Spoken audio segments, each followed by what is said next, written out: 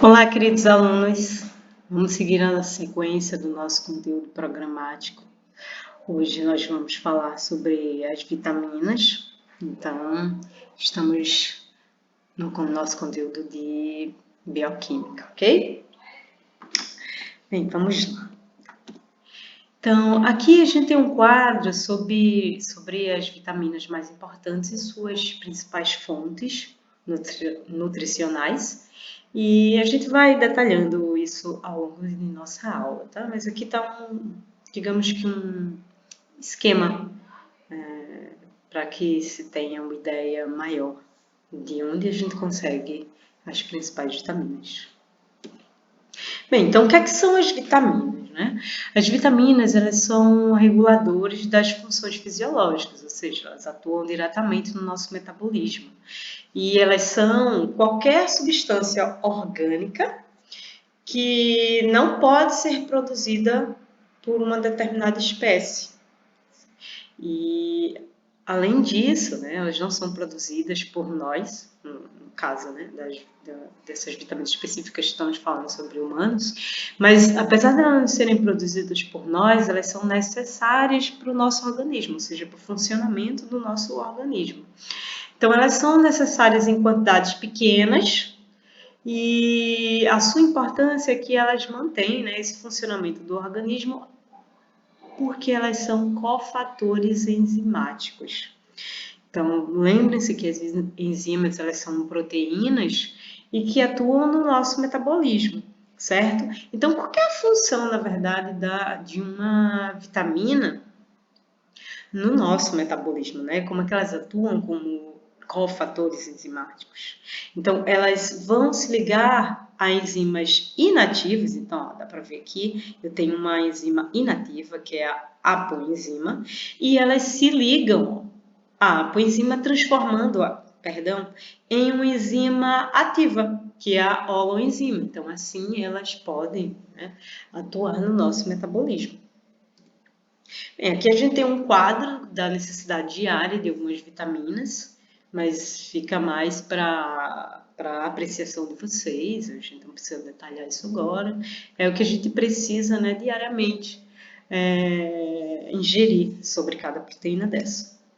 Bem, então, gente, as vitaminas elas foram descobertas, né, seus estudos e investigações começaram na época das grandes navegações, em que os marinheiros, né, as pessoas que estavam nas embarcações, elas comiam principalmente biscoitos secos e carne salgada. E após algumas semanas, porque vocês, né, já devem ter visto nas aulas de história, enfim, que esse traslado, né, esses movimentos nessas embarcações, eles demoravam muito, meses, inclusive. Né? Então, após algumas semanas, parte da embarcação sentia fraqueza, hemorragia, ficavam com desatenções e algumas pessoas chegavam até a morrer. Já quando eles chegavam em terra firme, em poucos dias, se alimentando de frutas, verduras frescas que eles encontravam nos locais, os sintomas rapidamente desapareciam. Então, algumas, né, doenças eram bem frequentes nesse período. Então, a gente tem o escorbuto, por exemplo, que era uma doença muito comum entre os marinheiros e causava sangramentos nasais e nas gengivas. E percebeu-se que ingerindo laranja e limão era possível evitar o escorbuto. Então, até a Marinha Inglesa criou uma lei para obrigar a ingestão dessas frutas nas embarcações pela tripulação. E hoje a gente sabe que o escorbuto ele é causado pela deficiência de vitamina C, também é chamado de ácido ascórbico, e a gente vai detalhar mais na frente. Uma outra doença muito comum nas embarcações era a beriberi. Era comum nos navios chineses e japoneses. Ela causava muita fraqueza, então era comum as pessoas dizerem não posso, denominar essa doença como não posso. Então havia uma dificuldade muito grande das pessoas levantar-se dos leitos, elas ficavam realmente muito fracas, porque a beriberi ela causa enfraquecimento da musculatura e pode levar, inclusive, dependendo, né, do seu estágio, a uma total paralisia. Então, a prevenção era somente ingestão de carnes, leite, arroz, arroz integral ou alguns cereais integrais e alimentos no geral contêm vitamina B1, que a gente também vai detalhar mais na frente. Bem, então o termo vitamina, ele surgiu a partir da vitamina B1, que é chamada tiamina. Ela é um grupo de vitaminas, uma substância das aminas. E ela evitava beriberi e, por isso, ela era chamada de amina vital. Então, veja só, a vitamina B1, ela é do grupo das aminas. Então, vejam aqui que eu tenho um NH2. Então, isso mostra que isso faz parte, que essas substâncias fazem parte do grupo amina. Então, vitamina vital, então, vitamina. Então, o nome foi cunhado a partir disso. Mas mais tarde foram descobertas outras substâncias que eram necessárias para o nosso desenvolvimento, né, do metabolismo do nosso corpo, que não necessariamente eram aminas, mas o termo cunhado já estava bem estabelecido e foi mantido para todas as substâncias, sendo elas aminas ou não. Bem, as principais fontes de vitaminas são os alimentos. Então, as fontes naturais das vitaminas que a gente necessita diariamente tá na nossa dieta. Tá? Eles podem ser também utilizados na forma de medicamentos, vocês já devem ter visto, né? Vitaminas que são vendidas em cápsulas, enfim. Mas isso é geralmente indicado para quando alguém está com alguma deficiência e realmente precisa de um nível maior ou algo assim. Então, a gente precisa lembrar que no dia a dia, para uma pessoa saudável, né, principalmente pessoas jovens, como vocês, né, que não tem, a maioria de vocês não tem necessidades de suplementação, digamos assim. Então, a vitamina a gente consegue na nossa dieta. Então, vitamina a gente compra na feira, a gente não compra na farmácia, tá? Então, suplemento é quando há casos de necessidade, não para se consumir diariamente. Só para, antes da gente iniciar, falando das vitaminas no geral, então só para a gente lembrar que os alimentos, né, como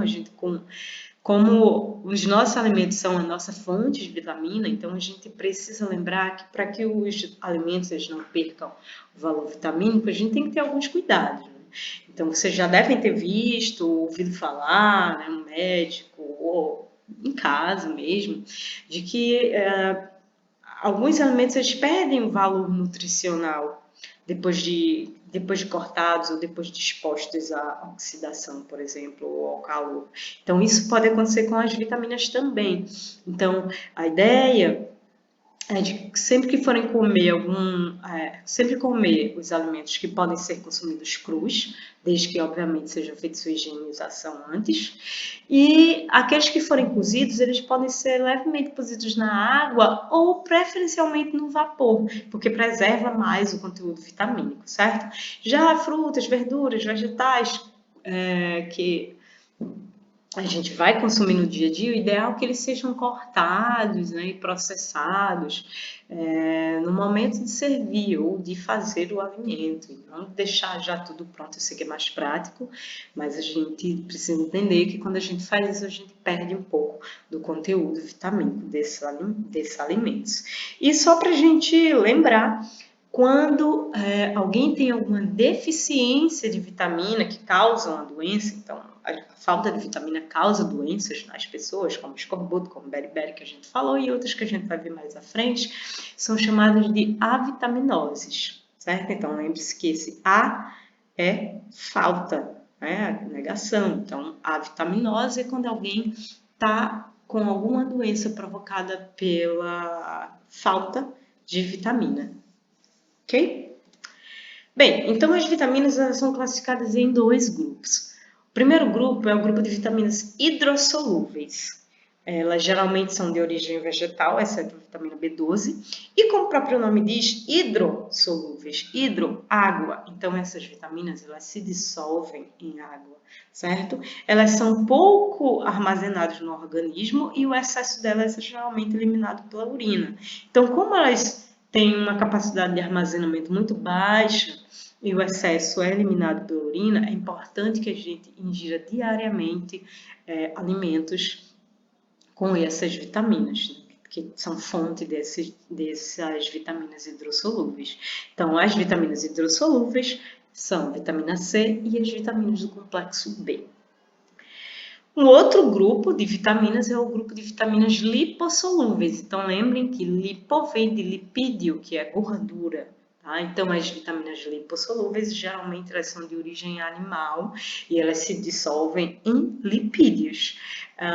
O excesso delas é geralmente armazenado no tecido adiposo e no fígado, como acontece com as demais gorduras. E, obviamente, o excesso dessas vitaminas, já que elas são armazenadas, pode causar problemas, que aí a gente chama de hipervitaminose, quer dizer que você está com essas vitaminas em excesso, ou essas gorduras em excesso, tá?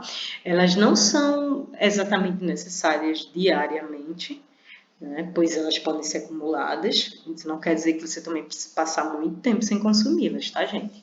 E essas vitaminas, né, elas principalmente são vitamina A, D, E e K. Bem, vamos agora falar sobre as vitaminas especificamente, né, sobre cada uma delas, dessas mais importantes. Então, primeiro vamos falar sobre as vitaminas hidrossolúveis e depois a gente comenta sobre as lipossolúveis. E a primeira vitamina que a gente vai falar é a vitamina A, também chamada de retinol. É lipossolúvel, né? Como eu falei para vocês, é o primeiro grupo que a gente vai caracterizar agora. Então, ela tem as seguintes funções no organismo. Ela mantém saudáveis a pele e as mucosas, que são os revestimentos, né, dos órgãos, do epitélio da gente. Protege contra infecções. Tá? Elas são importantes no desenvolvimento da retina. Logo, a vitamina A ela é muito importante para o bom funcionamento da visão.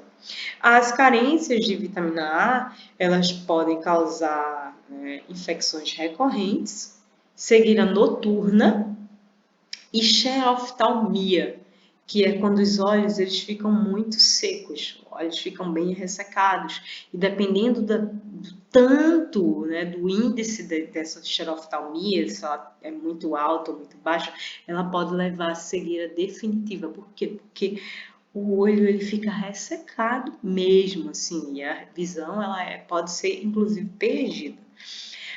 As principais fontes de vitamina A são os vegetais amarelos ou avermelhados que contêm uma substância chamada beta-caroteno. Então, quando a gente ingere o beta-caroteno, quando ele chega lá no fígado, ele é convertido em vitamina A. Então, vejam só, a gente não consegue produzir a vitamina A sem que a gente tenha uma fonte.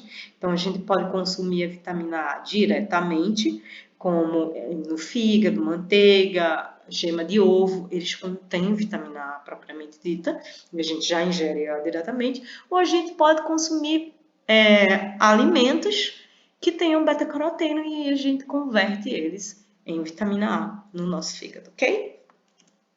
Então, aqui só para a gente ver, né? Então, eu tenho os alimentos, né? Queijo, leite, peixe, ovos, fígado, que tem a vitamina A diretamente, a gente já ingere ela diretamente. Ou os que têm beta-caroteno, são os vegetais folhosos e amarelados ou avermelhados. Então, cenoura, a beterraba, pimentão, couve, todos esses vegetais têm muito beta-caroteno e quando a gente ingere eles, a gente converte em vitamina A. E aqui só para a gente ver, né, um parâmetro no nosso corpo onde que atua principalmente a vitamina A. Então, no desenvolvimento da visão, mantém saudáveis a pele e as mucosas, que são esses tecidos de revestimento que a gente tem na boca, no nariz, né? E desenvolve, né, melhor os ossos e os dentes. Outra vitamina do complexo, a primeira vitamina do complexo B que a gente vai ver é a vitamina B1 ou tiamina. Ela auxilia na respiração celular, ou seja, na conversão da glicose em energia, mantém o tônus muscular e o bom funcionamento do sistema nervoso. Então, lembre-se que a gente falou na beriberi. Então, a avitaminose ou carência da tiamina ou vitamina B1 provoca beriberi, perda de apetite e fadiga muscular, certo? E as principais fontes são cereais integrais, pinha, pinhão, sementes no geral, feijão, leite, fígado, peixe, carnes magras, né? Nada muito gorduroso, e pão. Então, as funções, né, como eu falei para vocês, convertem energia nas células, mantém saudável o nosso sistema nervoso e cardiovascular e mantém o tônus muscular para que a gente tenha energia para poder fazer as atividades cotidianas.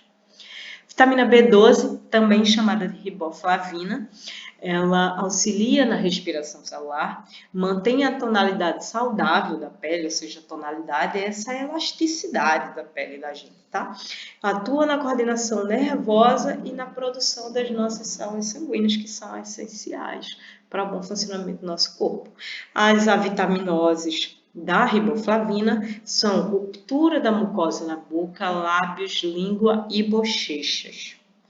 Inflamação na conjuntiva ocular, ou seja, conjuntivite. E essas rupturas podem ser aftas, por exemplo, na boca, né? Às vezes a pessoa está com muita afta na boca, talvez já tenha acontecido com vocês. Então, nos lábios, na língua, na bochecha, essas rupturas, umas rachaduras que às vezes ficam na língua, não sei se vocês já devem ter visto alguém. E muitas aftas que acontecem também pode ser carência de vitamina B2. As principais fontes são carnes magras, ovos, leite, fígado e vegetais em folhas. Okay? Então, aqui é só para a gente ter um parâmetro de como que ela atua principalmente no nosso corpo. Tá? Então, a vitamina B3, também denominada niacina, ela vai manter o nosso tônus muscular, ajuda no funcionamento do nosso sistema digestório e atua na coordenação do nosso sistema nervoso. As avitaminoses, né, a carência dessa vitamina, causa uma doença chamada pellagra. E vocês devem ver aqui nessa imagem aqui ao lado, essa pessoa, ela está com um rosto cheio de feridas, né? Então, a pellagra, ela se caracteriza por essas feridas na pele. Então, por isso, é uma característica dela. Tá? Além dessas feridas na pele, a pellagra ela causa fraqueza, nervosismo extremo, as pessoas ficam muito nervosas e distúrbios digestivos, ou seja, a pessoa fica com diarreia o tempo todo, sabe? Aquelas pessoas que não têm, geralmente as coisas não caem muito bem para elas, tá? E as principais fontes são carnes magras, ovos, leite e fígado. Ok? Temos a vitamina B6, também chamada de piridoxina. Ela vai atuar na respiração celular, vai manter as funções nervosas também e auxilia na formação das hemácias, que são os nossos glóbulos vermelhos. São células que atuam na respiração. Vocês devem lembrar que os glóbulos vermelhos são aquelas células que levam oxigênio, fazem as trocas gasosas, na verdade, em todas as outras células do nosso corpo. São elas que transportam o oxigênio para as outras células que não podem se movimentar no nosso corpo, tá? A carência da piridoxina provoca doenças na pele, grande apatia e distúrbios nervosos.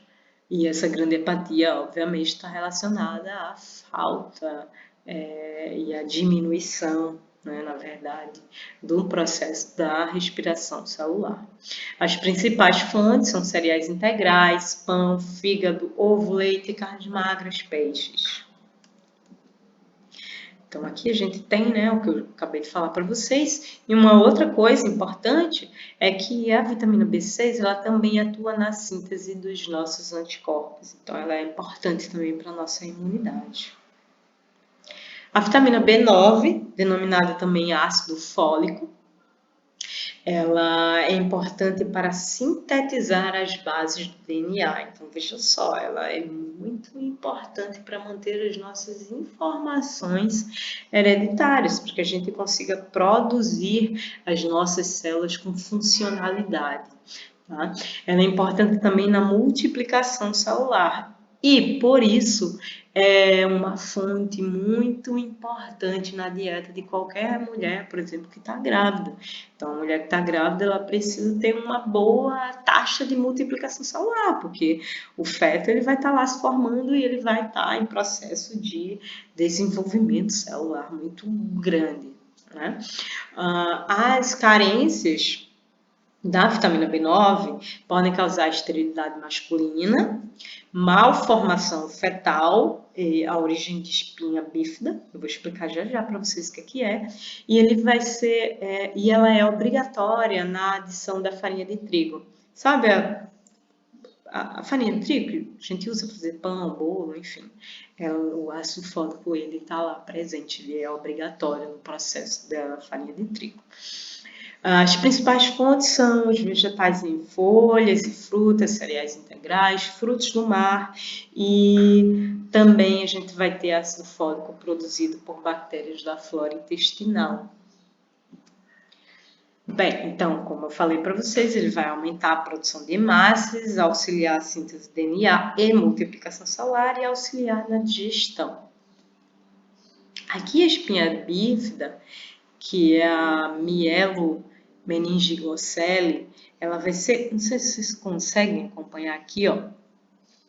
Vejam bem aqui, né? Tem essas 3 imagens, as 3 são sobre espinha bífida, mas eu vou usar isso aqui para esclarecer para vocês. Percebam que aqui eu tenho uma imagem, né? Obviamente é uma parte só da imagem, mas vocês veem que aqui eu tenho uma maior, como que eu posso dizer, uma maior densidade na formação óssea da espinha. E aqui eu tenho uma fragmentação, como se fosse uma fragmentação. Então, eu vou ter uma espinha que não está totalmente formada, vou ter uma formação óssea na espinha, certo? Isso é causado pela falta de ácido fólico, por isso essa vitamina é obrigatória na dieta de mulheres grávidas, para evitar que isso aconteça no desenvolvimento dos fetos. Por fim, nós temos a vitamina B12, que é também chamada de cianocobalamina. Ela é também uma vitamina hidrossolúvel, ela é importante na renovação das nossas células, na maturação das hemácias, porque as hemácias elas passam por uma fase de maturação, todas as células passam, mas com as hemácias é uma característica bem interessante, a gente vai ver mais na frente, quando a gente vai estudar tecido, tá? Tecido celular, tecido sanguíneo, e na síntese de nucleotídeos, ou seja, os elementos que compõem nosso DNA, nosso RNA. A carência da vitamina B12, ela vai causar anemia perniciosa, que ela é digamos, com uma baixa produção de hemácias e distúrbios nervosos. Então, vejam só essa anemia perniciosa aqui. Digamos que eu tenho aqui uma quantidade normal de hemácias ou glóbulos vermelhos. Quem tem carência de vitamina B12 vai ter anemia perniciosa, que é o quê? Uma quantidade de hemácias reduzida. E isso influencia muito no nosso metabolismo, né? A gente vai ter uma taxa menor de respiração celular quando isso acontece. As principais fontes da vitamina B12 são carne, frutos do mar, ovo, leite e derivados do leite, né? Iogurte, queijo, manteiga, enfim. Bem, aqui é só aquele panorama, né, que eu tenho mostrado para vocês sobre a atuação das vitaminas em todo o nosso corpo. Bem, vamos começar agora com as vitaminas lipossolúveis. Desculpa, gente. Aqui a gente tem a vitamina C, que também é hidrossolúvel, perdão. Então, ela vai ter, nossa última vitamina hidrossolúvel, tá? Depois dessa, vamos entrar nas lipossolúveis. Então, ela vai manter a integridade dos nossos vasos sanguíneos e vai atuar na formação do colágeno, que é aquela proteína que mantém a elasticidade da pele da gente. Então, vocês percebem que as pessoas mais jovens têm uma quantidade maior de colágeno, a pele delas é mais, digamos que esticadinha, né? E as pessoas mais velhas, elas têm uma menor quantidade de colágeno, logo a pele ela vai começando a ficar mais enrugada, digamos assim. E esse colágeno ele também é importante na manutenção das gengivas da gente. Então, por isso que as pessoas mais jovens, elas têm mais chances de manter todos os dentes saudáveis, e as pessoas mais velhas, muitas vezes, né, elas perdem dentes, porque esse colágeno ele começa a ser reduzido. Mas aqui no caso, pensando numa pessoa saudável, independente da idade dela, né, a vitamina C ela vai atuar nessa questão. E ela também, teoricamente, previne infecções. Por que teoricamente, professora? Porque isso é algo que ainda está em discussão na ciência. Não existe uma, como é que eu posso dizer? Não existe uma certeza absoluta nisso, tá? Isso está sendo estudado ainda. Bem, as carências da vitamina C ou do ácido ascórbico são escorbuto, como a gente comentou já no início da nossa aula, insônia e nervosismo em crianças. Já em pessoas adultas ela vai causar apatia, né, que é aquela pessoa tá lá morgada, né, fraca, e cansaço.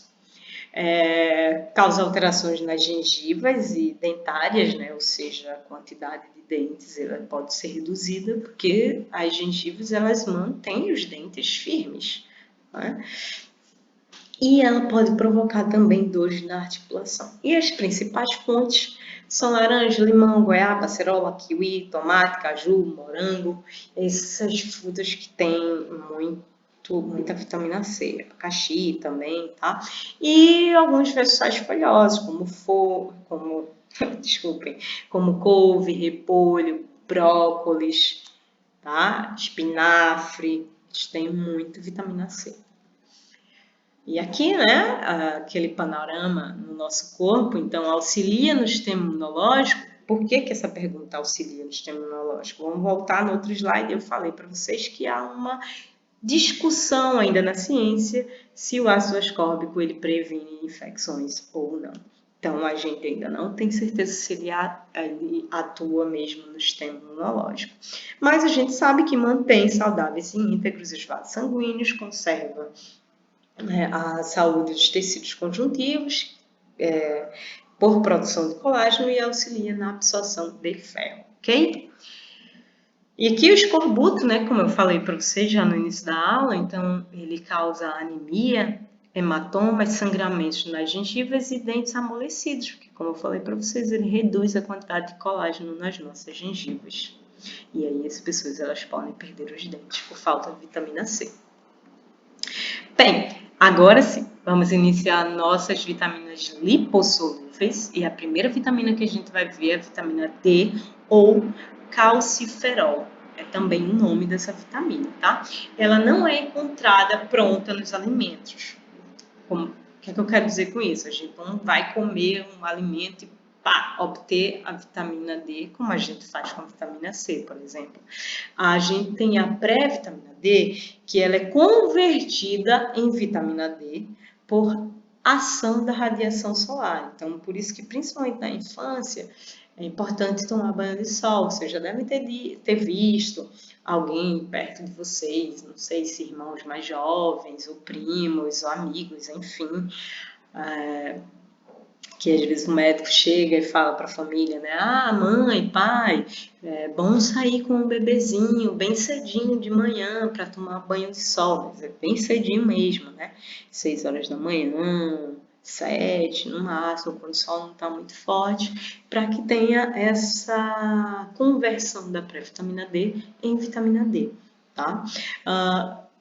A vitamina D ela tem como função no organismo da gente, né? A principal função dela é absorver o cálcio e o fósforo no intestino, então aquilo que a gente consome nos alimentos da gente, para poder atuar na formação correta, ou seja, a formação adequada dos ossos e dos dentes. E a carência da vitamina D provoca uma doença chamada raquitismo. E o raquitismo ele causa a produção de ossos fracos e mal formados.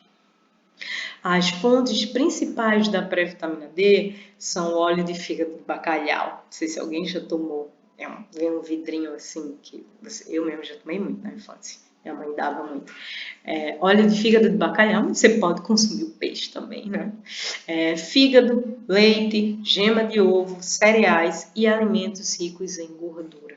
Tem bastante vitamina D.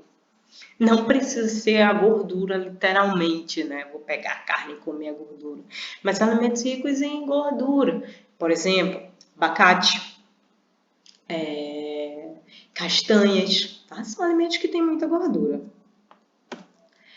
Então, a função do calciferol, né, ou vitamina D, como eu já disse para vocês, é que ele vai aumentar a absorção do cálcio e do fósforo para formar bem, né, e de forma adequada os nossos ossos e os nossos dentes. E aqui a gente tem, né, uma radiografia, vocês estão vendo aqui do lado, é uma radiografia de uma criança com raquitismo, porque ela não consegue absorver muito bem o cálcio no corpo para formar esses ossos. Então, esses ossos eles acabam sendo mal formados. Temos agora a vitamina E, ou tocoferol. Ela é importante para promover a fertilidade, prevenir o aborto. Logo, ela é bem importante para as mulheres, né, na dieta das mulheres grávidas ou aquelas que estão querendo engravidar. Ela é uma vitamina antioxidante, ou seja, ela vai atuar na remoção dos radicais livres do oxigênio que podem causar envelhecimento precoce, doenças do coração e alguns outros problemas relacionados ao envelhecimento, tá? Principalmente celular. E a carência da vitamina E pode ser a esterilidade masculina ou o aborto nas mulheres que acabaram de passar por fertilização. Porém, isso não é tão fácil assim de ocorrer, principalmente a esterilidade masculina. O aborto já é mais frequente, tá? Mas não é uma coisa assim que acontece sempre, mas é bom que, por exemplo, a mulher que pretende engravidar, ela tenha uma dieta rica em vitamina E para evitar isso. E quando um casal que quer ter filhos, é bom que o homem também ele consuma esses alimentos. Bem, as principais fontes são milho, nozes, abacate, leite, vegetais folhosos como alface, couve, repolho, azeitona, óleos de amendoim, germe de trigo e manteiga ou margarina, tá?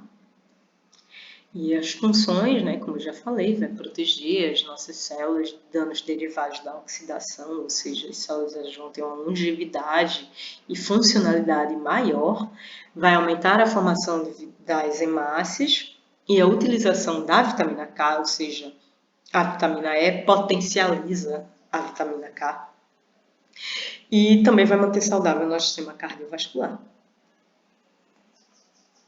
A vitamina K, também chamada de filoquinona, ela vai atuar principalmente na nossa coagulação sanguínea.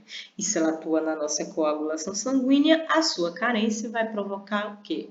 Hemorragias recorrentes. As principais fontes são os vegetais folhosos, verdes principalmente, né? Então, brócolis, couve, repolho, acelga, alface, todos eles de espinafre, todos eles têm muita vitamina K. Tomate também, amêndoas e castanhas, né? Castanha de caju, castanha de pará, castanha que você preferir consumir. E ela também vai ser produzida pelas bactérias na nossa flora intestinal. A função da filoquinona, vitamina K, como eu falei para vocês, é auxiliar na coagulação sanguínea, evitando hemorragias. Então, quando a gente tem um rompimento do vaso, né, como eu acho que já expliquei para vocês, essa vitamina ela vai atuar, né, na nossa coagulação. Então, a gente vai ter as plaquetas que vão se juntar aqui e vão fazer como se fosse um rejunte, sabe? Que vai ficar aqui e não vai deixar, né, o sangue da gente passar. E a gente não vai perder sangue e logo vai conseguir controlar a hemorragia, certo? Bem, era isso que eu tinha para falar para vocês sobre as vitaminas. Eu espero que vocês tenham gostado, façam as anotações de vocês, como eu disse. E caso tenham dúvidas, a gente pode discutir lá nas nossas plataformas, ok? Um grande abraço e bons estudos para todos.